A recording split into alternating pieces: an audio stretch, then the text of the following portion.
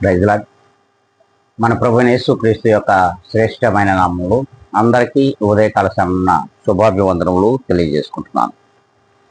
ఈ దినం దేవుడు మనకిచ్చినటువంటి వాగ్దానము, అది యోహాను రాసినటువంటి మొదటి పత్రిక 1వ అధ్యాయము 7వ లేఖనము. క్రీస్తు యేసు రక్తము ప్రతి పాపము నుండి మనలను విడిపించును.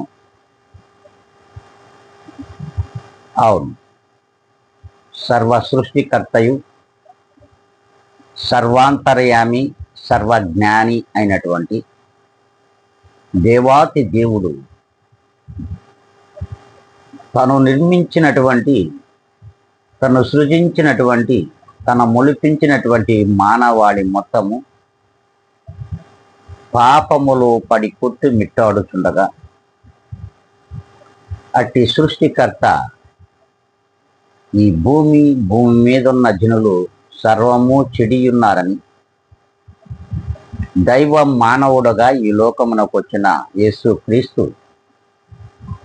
తన రక్తమును సర్వ మానవాళి మీద ప్రోక్షించి ప్రతి ఒక్కరిని కూడా వారి వారి పాపముల నుండి విముక్తి చేశాడు. ఇది నిజం, ఇదే సత్యం.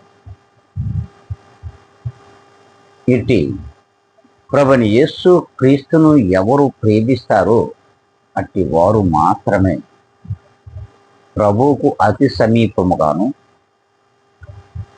ఆయన ప్రోక్షించినటువంటి ఆ యొక్క రక్తమునకు ప్రతిగా విశ్వాసము కలిగి స్థిర విశ్వాసులుగా, నమ్మకస్తులుగా దేవునిలోనూ దేవునితోనూ జీవిస్తూ ఉంటారు. ఇటువారు దేవుని కొరకు మాత్రమే మరణిస్తారు.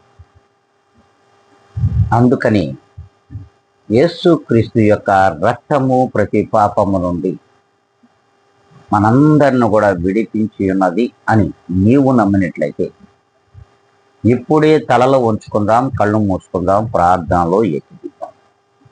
మహాపరిశుద్ధుడా, మా ప్రేమ స్వరూపి, నీ ఘనమైన శ్రేష్టమైన నామమునకు కృతజ్ఞతలు, స్తుతి స్తోత్రములు తండ్రి. నీవిచ్చిన ఈ ఆయుష్,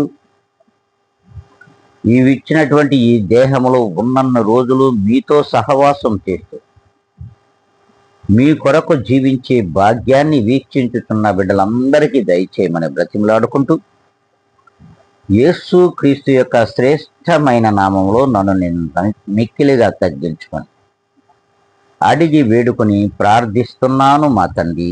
ఆమెన్.